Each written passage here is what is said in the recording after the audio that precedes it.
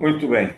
Então, nós vamos começar a nossa aula. Vamos começar a falar do ácido fólico.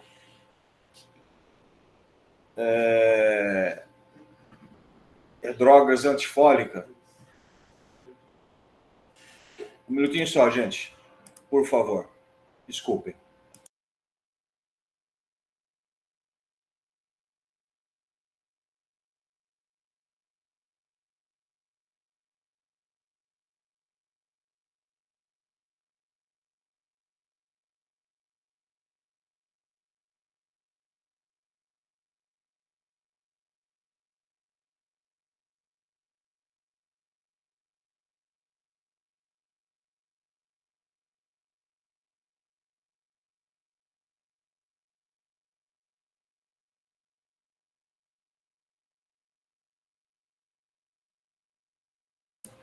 Desculpa, pessoal. Drogas antifólicas. Essa é uma classe, e o mais utilizado aí são as sulfas, né, que nós já utilizamos muito.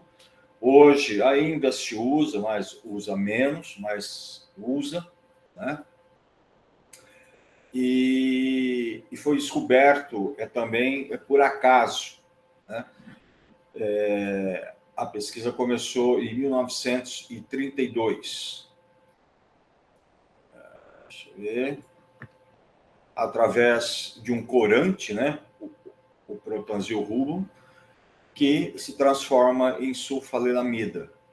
E essa sulfanilamida que tem ação sobre as bactérias. Muito bem.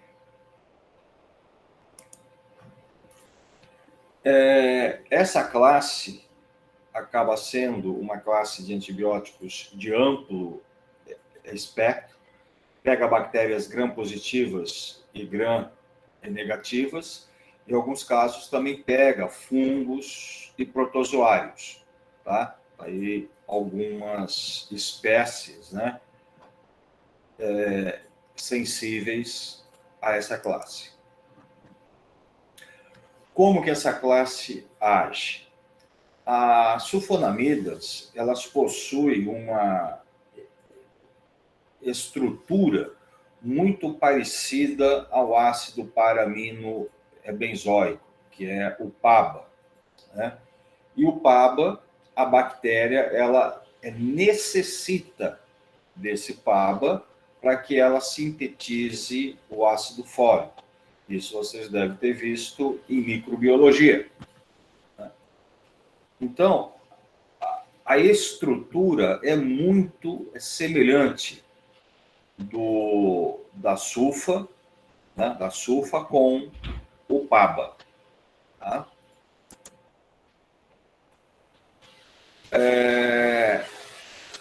A bactéria, ela necessita, né, desse PABA para fazer, ou para ter a síntese do ácido fólico, em seguida o ácido folínico, né, para que tenha a síntese dos seus ácidos nucleicos. O ácido fólico, para nós, ou os animais superiores, ele acaba vindo da dieta, né? Principalmente aqui, substância, legumes, verduras verde escuro, a gema do ovo, feijão, peixe, né, fígado e algumas frutas também cítricas. Vai fornecer para a gente esse ácido fólico que a gente precisa. Já microorganismo, ele precisa sintetizar o seu ácido fólico. E a partir do seu ácido fólico, ele tem a síntese dos ácidos nucleicos, né, que produzem a proteína e tecidos, inclusive o DNA e RNA. Então, as bactérias precisam fazer a sua síntese. E a síntese vem a partir do PABA. Então, o ácido paramino é benzoico, né? O PABA, sofre ação de uma enzima, a dihidroteteroato sintase, dando origem ao ácido dihidroteteróico. Esse ácido, ele acaba, através do glutamato, dando origem ao ácido dihidrofólico, ou o dihidrofolato, que é o nosso ácido fólico. Esse ácido fólico, ele sofre ação de outra enzima, a dihidrofolato redutase, dando origem ao ácido folínico. E o ácido folínico é que vai dar origem à síntese de purinas, a glicina, a timidina e tal. E elas, por sua vez, a origem ao DNA, RNA e proteínas. Então, a bactéria ela precisa dessa cascata para que ela tenha a produção do seu DNA, do RNA e de sua síntese proteica. Tá? Então, preste atenção, por favor. Tá? Eu tenho aqui, então, a partir desse PABA, duas enzimas fundamentais para que eu chegar à síntese do ácido folínico e eu ter a síntese de purinas. Ok? Então, aqui, praticamente a mesma coisa, não tem nada de... Veja, como que a sulfa age? Como que esse grupo de fármacos, que a gente chama de antifólicos, né? Eles agem. A sulfa age aqui, ó, inibindo a dihidroteteroato. Então, a sulfa inibe essa enzima. Inibindo essa enzima, você não vai ter a formação do ácido dihidroteteróico, consequentemente, você não vai ter o ácido fólico, consequentemente, você não vai ter o ácido folínico, né? E, consequentemente, você não vai ter a síntese de DNA e RNA. Então, é desse jeito que a sulfa ela age, inibindo a enzima. As sulfas, então, elas bloqueiam a síntese do ácido fólico pela bactéria por inibir competitivamente a incorporação do PABA. Síntese inibe a enzima dihidroteteroato sintase, impedindo a síntese então, do ácido fólico, impedindo a síntese de purinas, aminoácidos, e promovendo o que? A ação bacteriostática. Então, essa classe inibe a formação de substâncias importantes para a multiplicação bacteriana. Então, ele funciona como um bacteriostático. Via de administração, apresentações por via oral, venosa e tópica. Tá? A absorção, nós temos as sulfas de ação curta, média e até longa. Então, as de curta e média ação são absorvidas rapidamente na porção superior do trato gastrointestinal após a administração oral.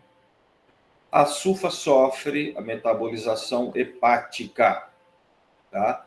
E sua excreção é através dos rins, tá? Também pode sair pela bile e também pode sofrer a excreção pelo leite materno. Importante, tá? Importante a observação que as sulfas atravessam a placenta. Tá?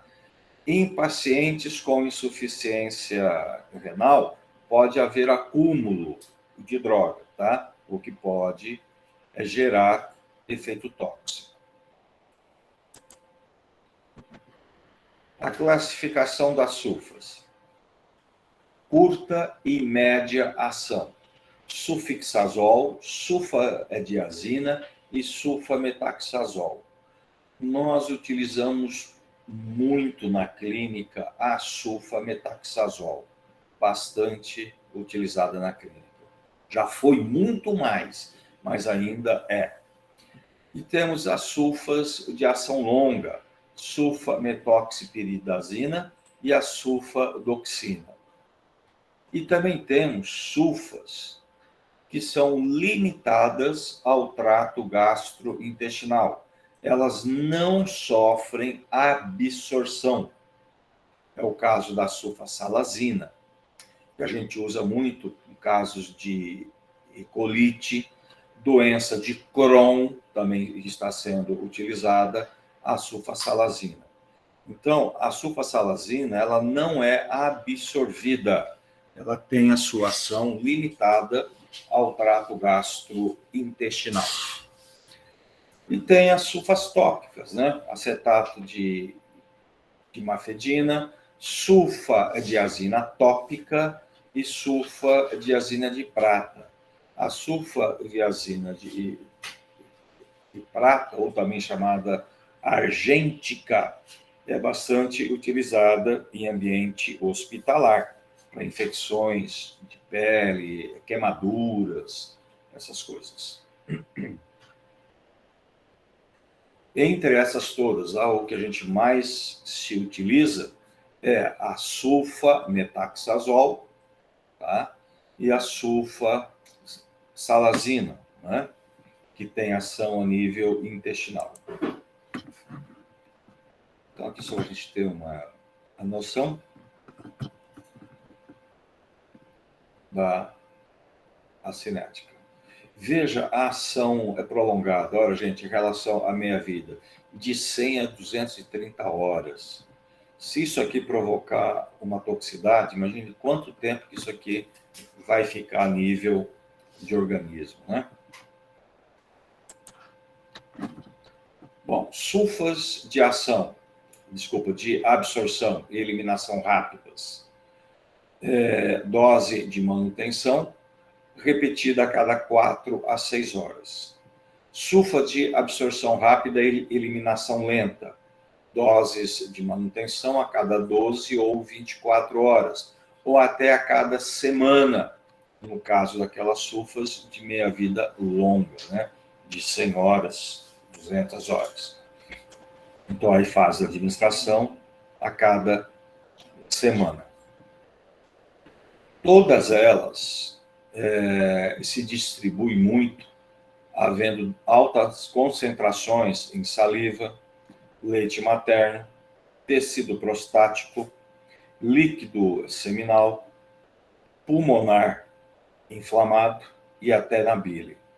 Na próstata, concentra-se 2 a 3 vezes mais que no plasma. Veja, então, que em algumas áreas, alguns tecidos, a concentração é maior.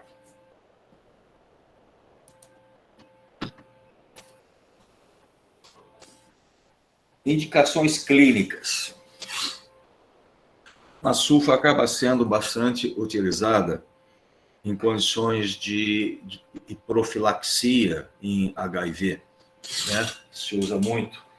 Quem já fez estágio lá na dispensação, né? No CRADS, lá no posto, deve ter visto isso, né? A dispensação de sulfa nos casos de profilaxia.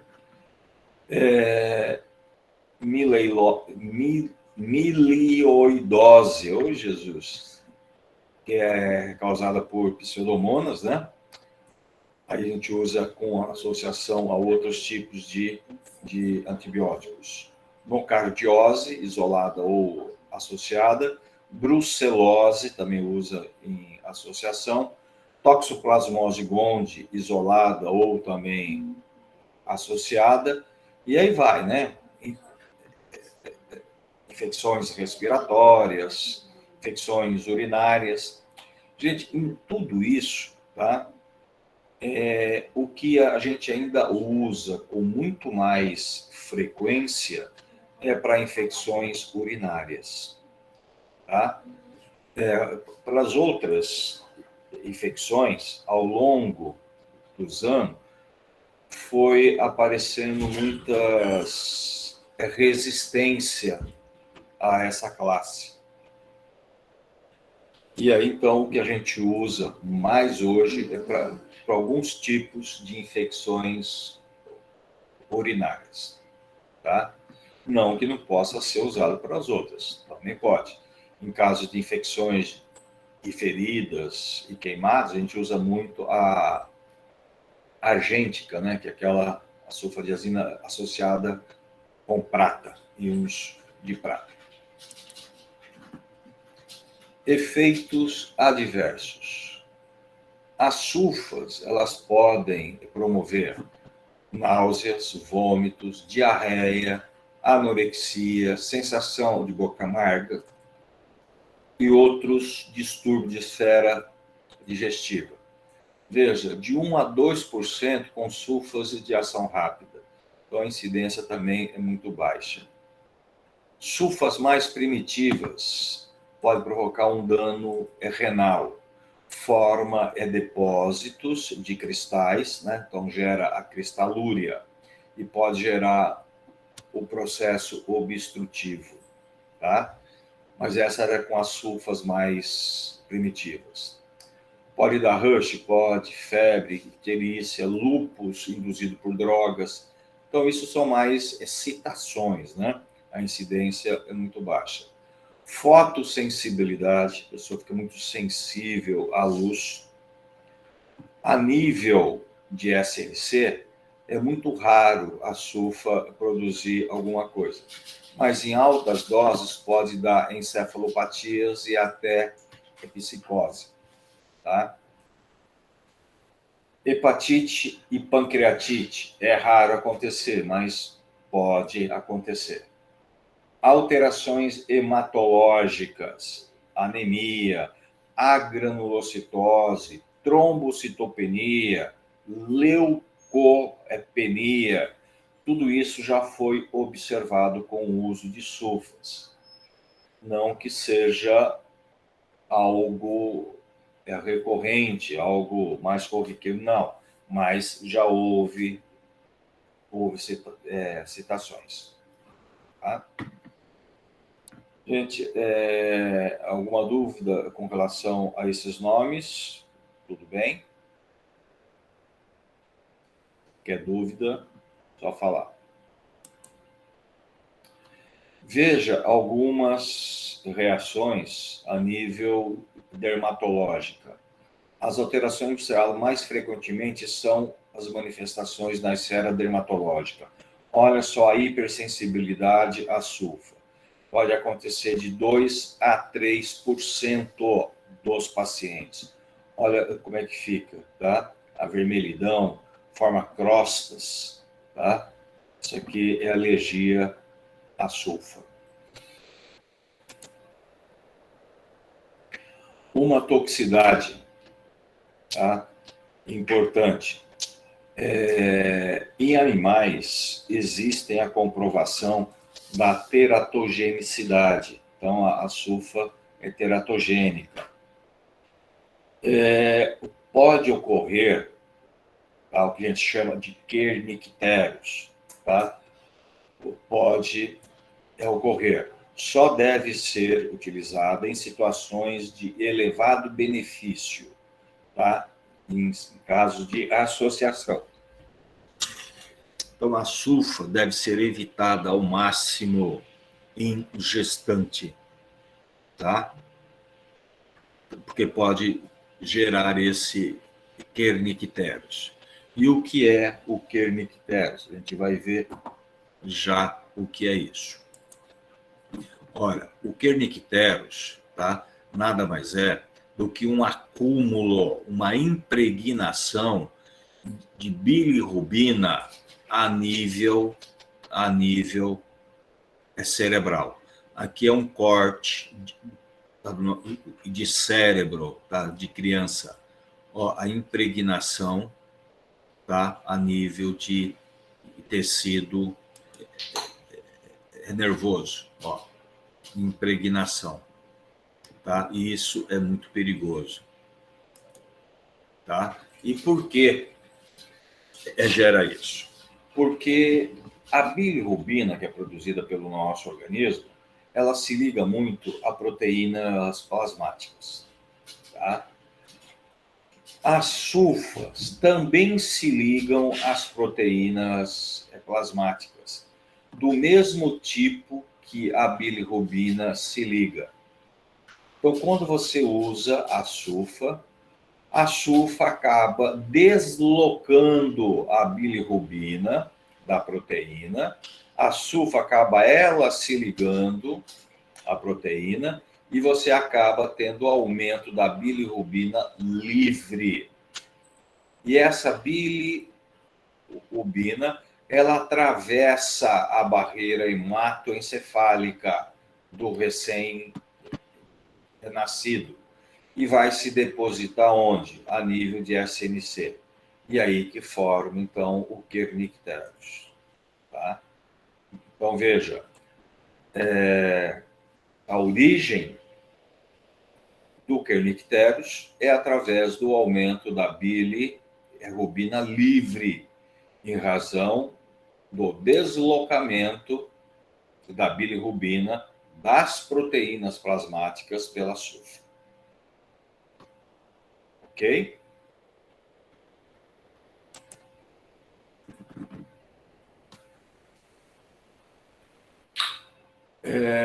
As sulfas e a tobutamida, tá? Que é um hipoglicemiante, tá? Pode haver aí um, um, um deslocamento também desse hipoglicemiante das proteínas plasmáticas, aumentando a oferta dele a nível livre, né, a circulação, aumentando o seu efeito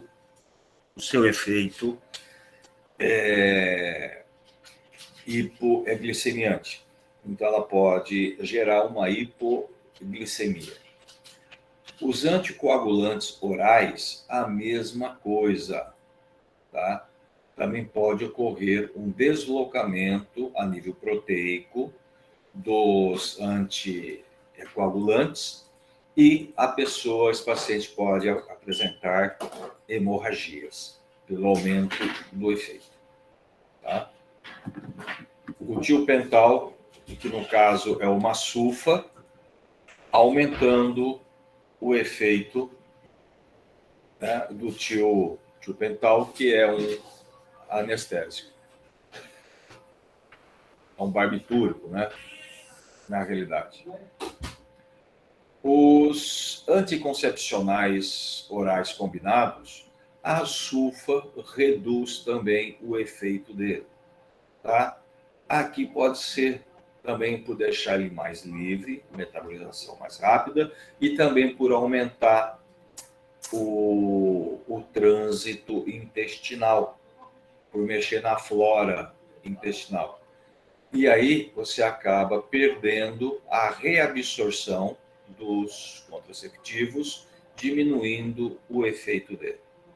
Isso é observado com vários tipos de antibióticos.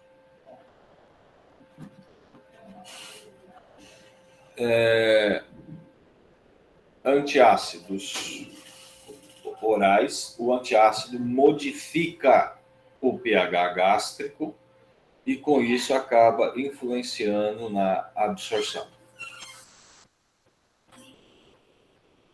Os anti-inflamatórios, os hipoglicemiantes, anticoagulantes, tudo isso pode prejudicar, né, a ação da sulfa, tá, em relação à ligação às proteínas e metabolização inibida.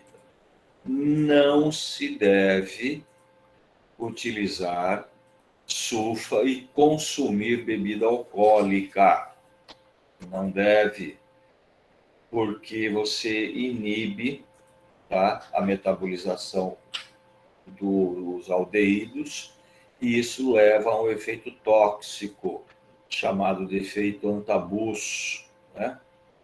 Quando a pessoa fica toda avermelhada, com coceira, alergia, pode dar náusea, vômito, porque o aldeído é muito tóxico.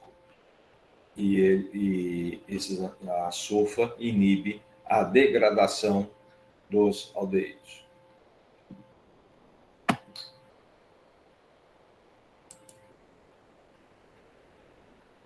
Resistência.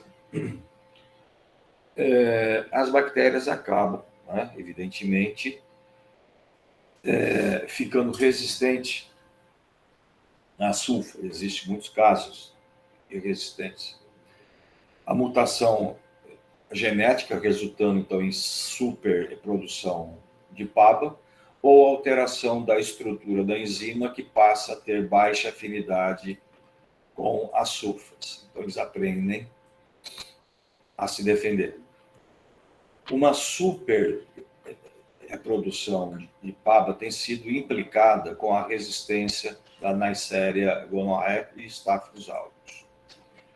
Enzima alterada tem sido encontrada na Escherichia coli. Então, vejo os dois tipos de resistência já foram evidenciadas. A resistência cruzada entre sulfa é bastante comum.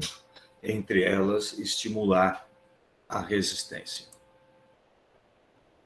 Então, a partir de 1968, veja que já faz muito tempo, né? O trimetoprim passou a ser usado como potencializador das sulfonamidas. Uma década depois, em 78, a combinação de sulfametaxazol e trimetoprim, né, foi introduzida na prática clínica e ganhou lugar na quimioterapia de muitas doenças infecciosas. Por que o trimetoprim? Porque antigamente, até essas datas, se usava muito a sulfa. A sulfametaxazol, tal, tudo ali usava sozinha. Só que foram adquirindo resistência, né?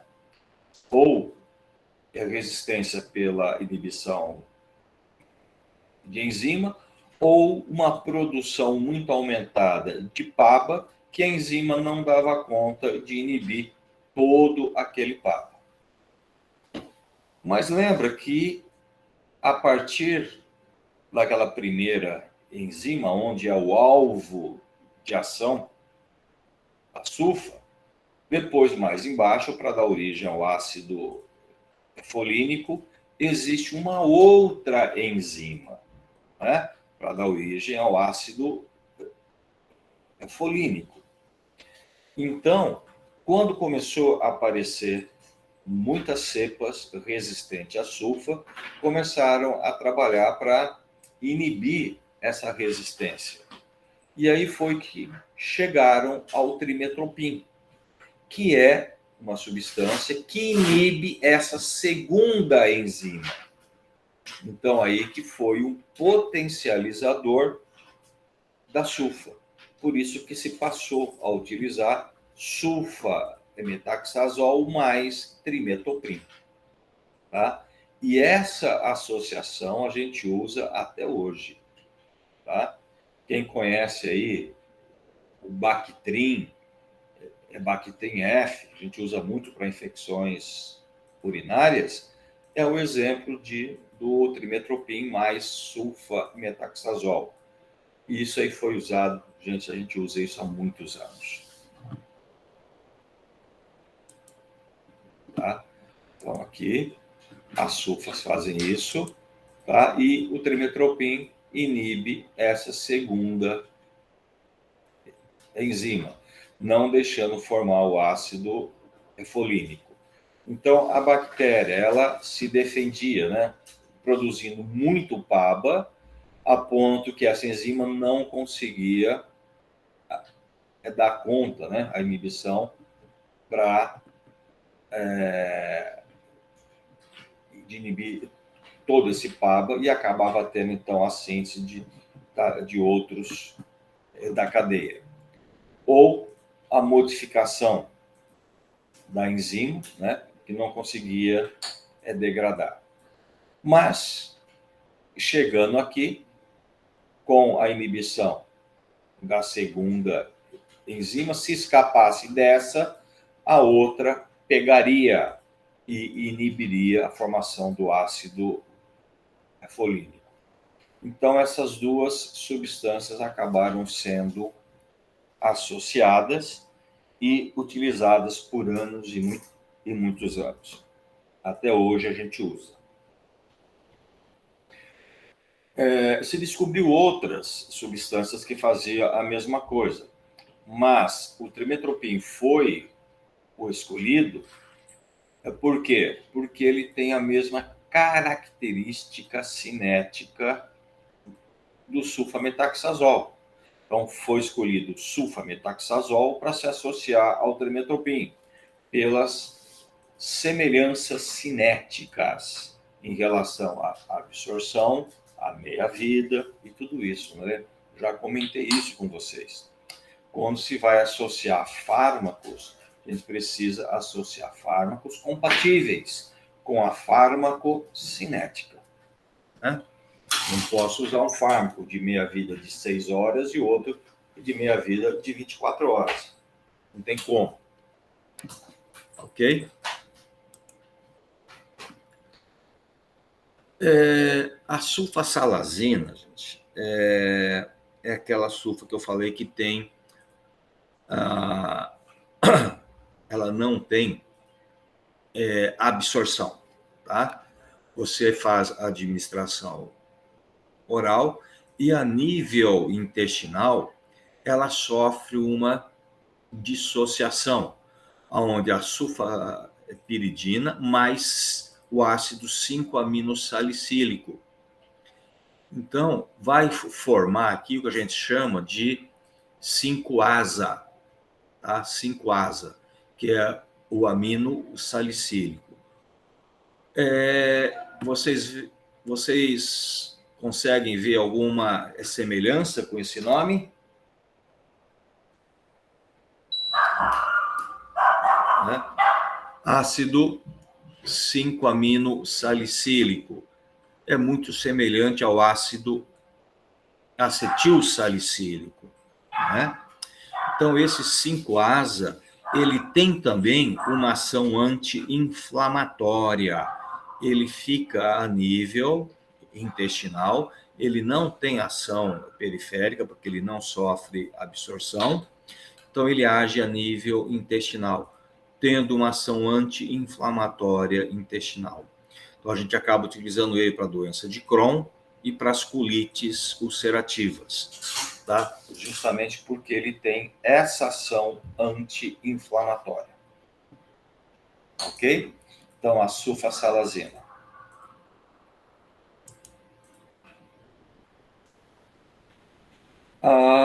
A sulfadiazina agêntica.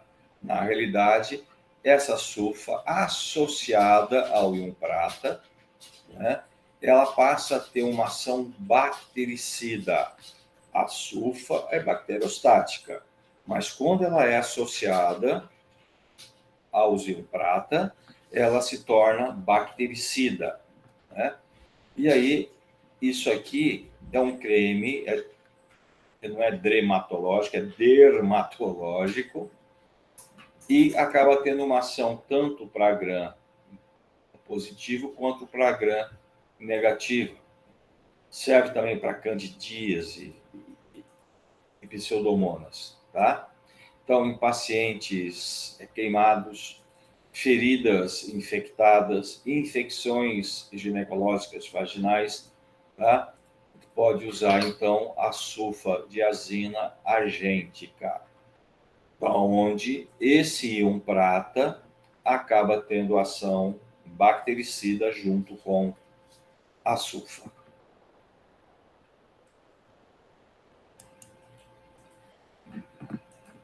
A sulfadiazina tem uma absorção rápida por via oral e eliminação renal. São as sulfas mais ativas contra o Toxoplasma gondii. Então, a sulfadiazina mais pirimetamina, né? A associação que se usa para a toxoplasmose, né? Tá? Em pacientes com AIDS, é utilizada para evitar recaída da toxoplasmose cerebral. Isso que eu falei, lembra que em paciente aidético se usa sulfa como forma preventiva, tá? A sulfodoxina é uma sulfa de ação ultra prolongada, mantém níveis terapêuticos por 7 dias. Pode ser usado tanto por via oral quanto via intravascular. Tratamentos de longa duração, tá? Usado em associação com pirimetamida para toxoplasmose, tá? Paciente aidético. O nome comercial Fansidar. Então, veja aí os sulfas também de ação prolongada. Paracoccidiodomicose, tá? É um tipo de fungo, né? Pode dar na boca, né? Nos lábios, gengivas. O tracoma também dá intraocular. Também a gente usa essas sulfas, tá? Aqui está o trimetropim, veja que ele também tem uma estrutura semelhante à sulfa, né? O trimetropina, ele potencializa a inibição de uma enzima bacteriana, a dihidrofolato redutase, que é aquela segunda enzima, né? Que é responsável pela próxima etapa da síntese do ácido fólico, após o passo já bloqueado pelas sulfonamidas, daí que vem então o sinergismo que eu já falei para vocês. Então, ação bacterostática potencializada. Então, o trimetopim vai potencializar a ação da sulfa. Efeito sinérgico, efeito bactericida, menor incidência de resistência bacteriana. Esse efeito bactericida pode acontecer em alguns casos, tá? Onde você evita a produção de proteínas essenciais para a multiplicação. Para a sobrevivência. Mas o efeito principal é bacteriostático. O trimetopim tem uma boa absorção, uma meia-vida de 11 horas, metabolização hepática, excreção renal e leite materno. Atravessa também a placenta e pode atravessar o líquido cefalorraquidiano quando ele estiver inflamado, tá? Mas somente em casos de inflamação. Então, tá aí, a ação dele se dá nessa enzima que nós já falamos.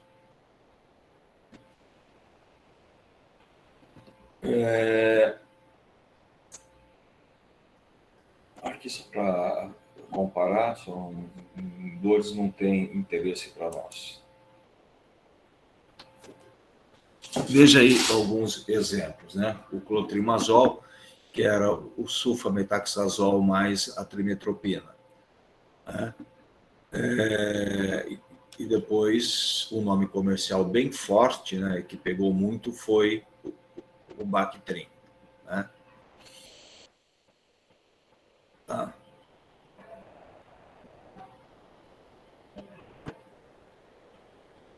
Então aí as características.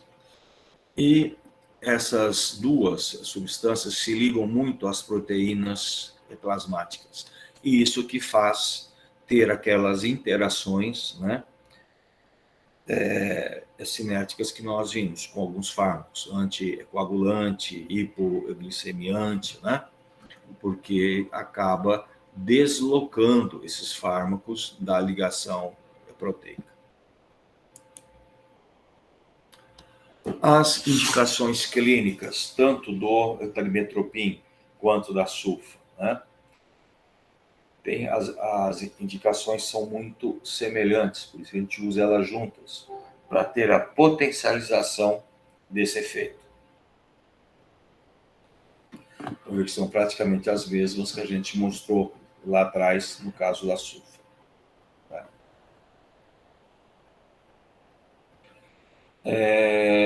O trimmetoprim também foi associado à sulfatiazina, tá? Tinha o nome de Triglob, também para infecções urinárias, otite, sinusite. Mas depois, com o aparecimento de outros fármacos mais eficientes, né? Esse fármaco acho que foi descontinuado. Eu não lembro de ter ele ainda hoje no mercado. A sulfa-metaxazol e trimmetoprim tem ainda, mas a sulfadiazina eu não lembro de ter. Eu acho que não tem mais. Foi descontinuado.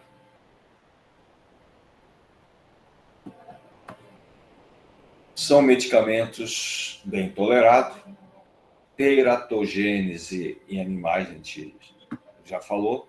Em gestação, utilizados somente em situações de elevado benefício, né? A toxoplasmose, pneumocistose, né? Em associação. É raro, mas exceto em pacientes com HIV, erupções cutâneas, distúrbio do SNC e discrasia sanguínea, tá? Uma hiperpotassemia em altas doses. Então, é raro acontecer, mas em paciente com HIV você observa muito mais isso, tá? As erupções cutâneas, distúrbios do SNC e as alterações hematológicas. A gente chama de hiperdiscrasia. A resistência do trimmetoprim também é muito semelhante. A mutação genética, resultando em superprodução da dihidrofolato, ou alteração na estrutura da enzima, que passa a ter baixa afinidade com a trimmetoprim. Então, também existe alterações que levam à resistência da trimmetoprim.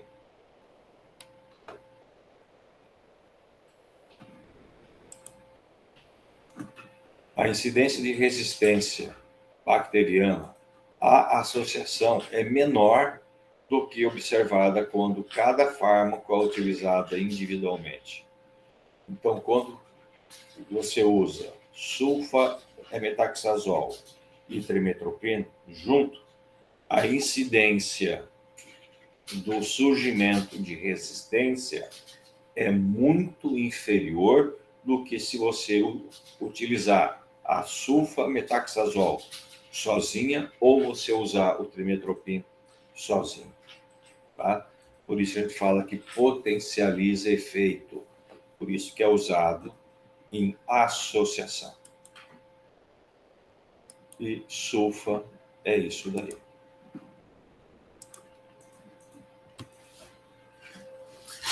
Dúvidas, perguntas, curiosidades?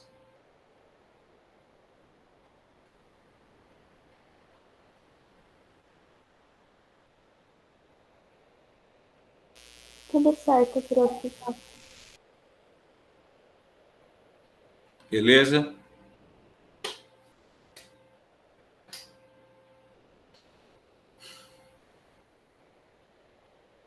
Então, gente, Eu não vou começar uma outra classe hoje, porque isso aí não dá tempo. Então, a gente vai aí parar aqui mesmo, tá? Tá um pouquinho cedo ainda, assim vocês aproveitem quem vai já para o estágio para comer alguma coisa. Beleza? Beleza, prof, obrigada. Professor, eu não sei se alguém chegou a falar isso, mas a professora Carla estava vendo de